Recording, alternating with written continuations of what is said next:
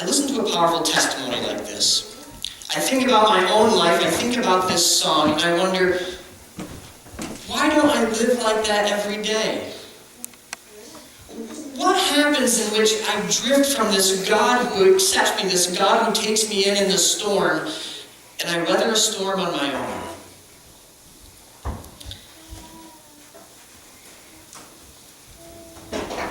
It's because I like counterfeits. I accept counterfeits for the real thing. If I think about a counterfeit, I think about what is easily deceiving to me. It's because counterfeits look like the real thing. If you don't have a trained eye, it's easy to accept something because I don't know what the watermark looks like, or I don't know what this looks like. As long as it has the right number on it and the right features, I accept too many things. The same is true in life, in which things that look like the right thing are actually counterfeits. How often do I do that with the cross? In which I treat it like an accessory rather than the most important thing of my life. In which I treat the cross as something that I run to at certain times, rather than it being the most important part of my life.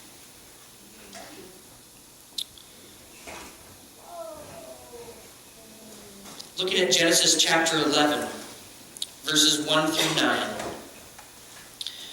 we get an idea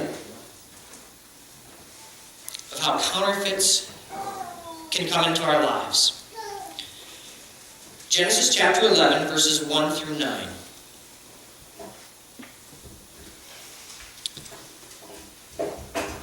Now the whole world had one language and a common speech.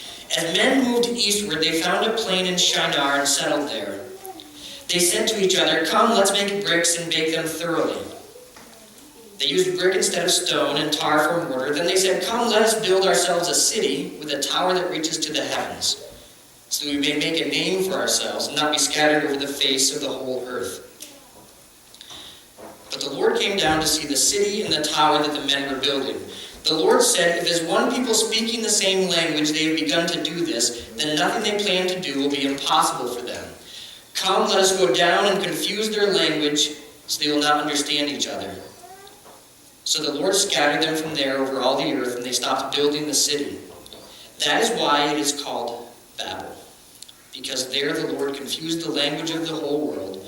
From there the Lord scattered them over the face of the whole earth.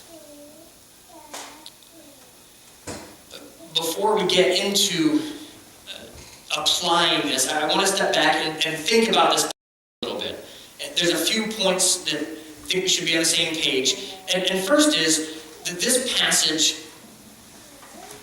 is about the origin of Babel. It's not about the origin of languages. An incidental effect is that languages happened out of this. But it's not about describing how we have languages. This is about how Babel came to be. And this is important because this is a dominant culture. This is, for the people who are hearing this story, this is like the powerhouse of the day. And their myth is that the gods created this city. And God is letting people know, just so you know, here's the real story. What happened is, people were pretending that they could be gods, and look how it turned out for them. So what went from a city that was meant to be a gateway to the gods becomes a city of confusion. A city without God. There's one. Another thing is, I think about, at first when I hear this story, I think, how simple-minded are these people?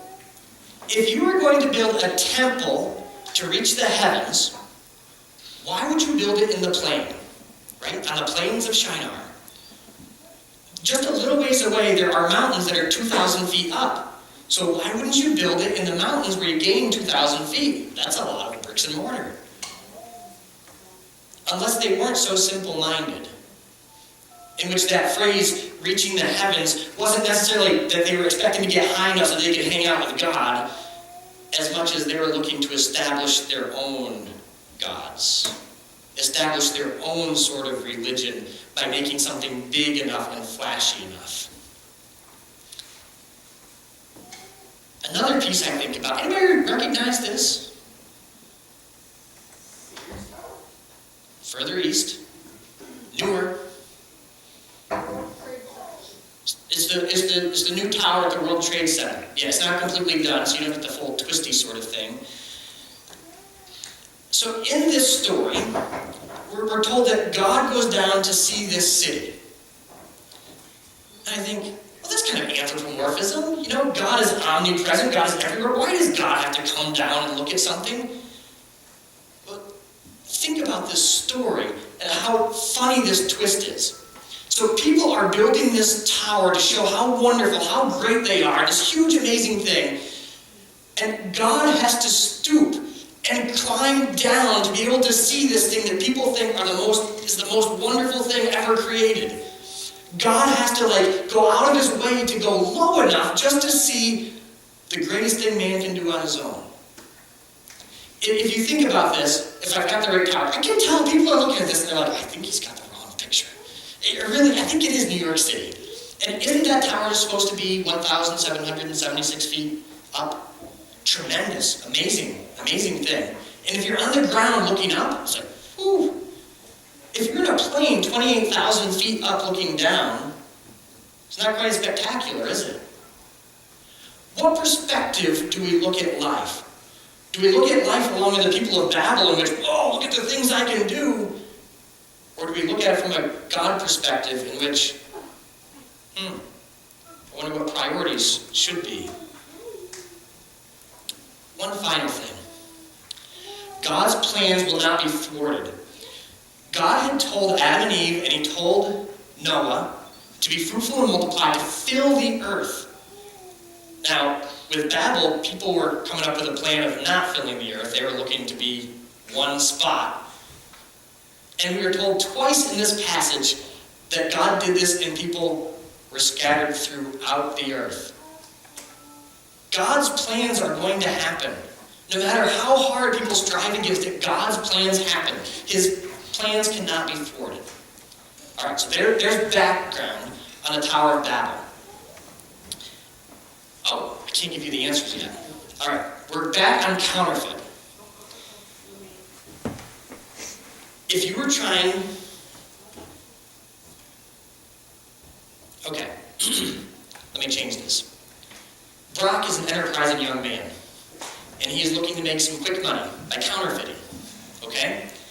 What are some suggestions that you have for him of how to make the best counterfeit money? All right? You might want to write these down. All right? Right type of material. Okay. The right material. Right. Yes, in which, it's not regular paper.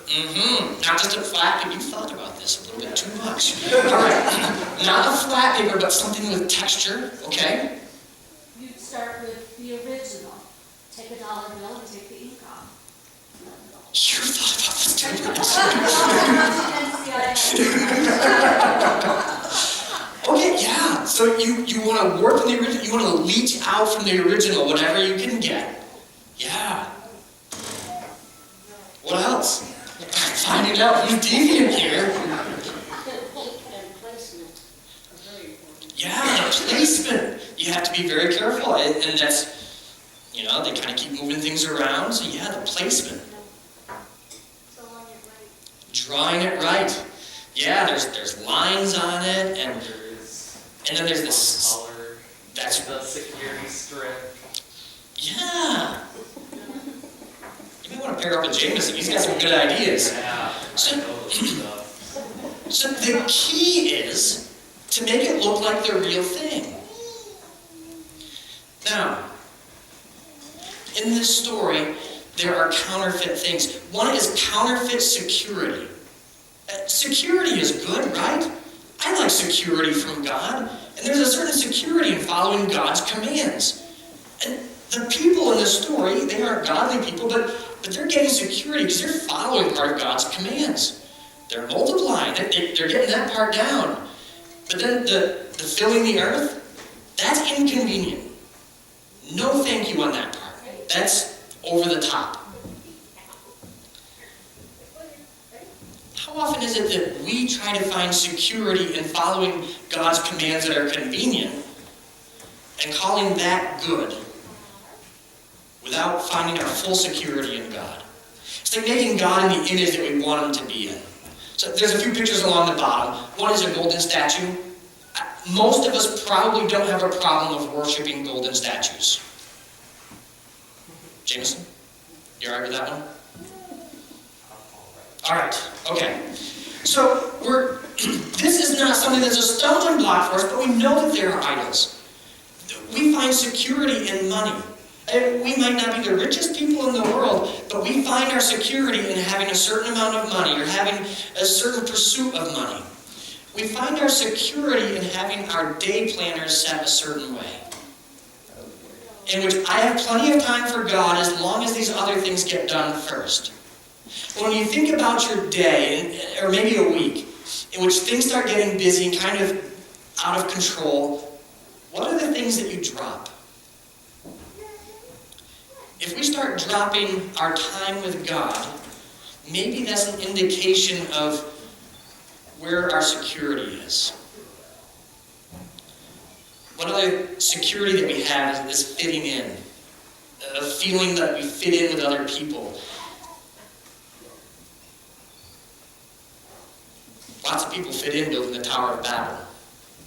There's a false security. There's a counterfeit security. Another counterfeit is achievement. The people in the story were all about building something significant. And it was a house of cards, right? Something that seemed so significant ended up to be something destroyed. What about us? What are those achievements in our life that we want to accomplish that might be good things, but not the most important thing in our life? Then there's counterfeit acknowledgement.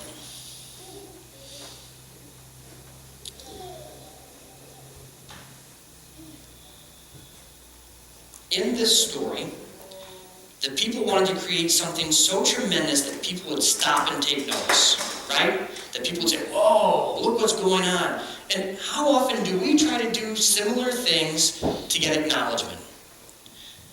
This picture is a picture of super parents, or super grandparents, or super uncles and aunts, or super children, in which we want to put on this image of being the greatest person in this role, which is good, but it's not the most important thing.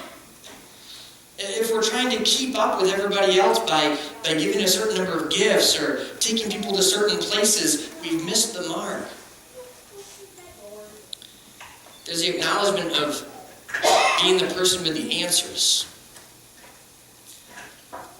There's acknowledgement of being the innovator, of being that person at work, or being that person that always has that next crafty sort of thing. It's not bad. It's good to be innovative. But if that's the most important thing we've missed, we've accepted a counterfeit. And maybe the most dangerous is the counterfeit of being a hypocrite. Now, most of us don't say, please let me be a hypocrite. I hope people think of me that way.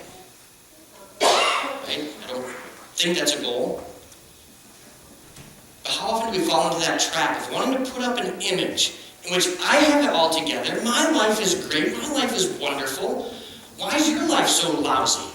Maybe you should be more like me. In which we end up being this hypocrite sort of role in which we're holding on to a counterfeit security of my life being all together when it isn't. It covers up that desperate need for God.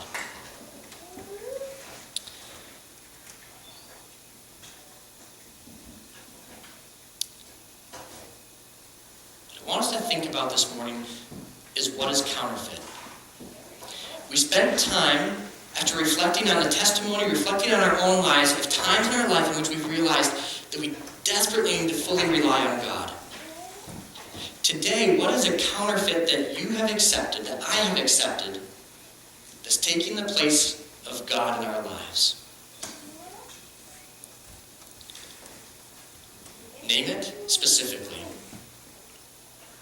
Give it to God. And check your ownership. If we have a counterfeit thing in our lives, that usually eventually starts to own us. rather than God's kingship in our lives. Name it, give it, check ownership.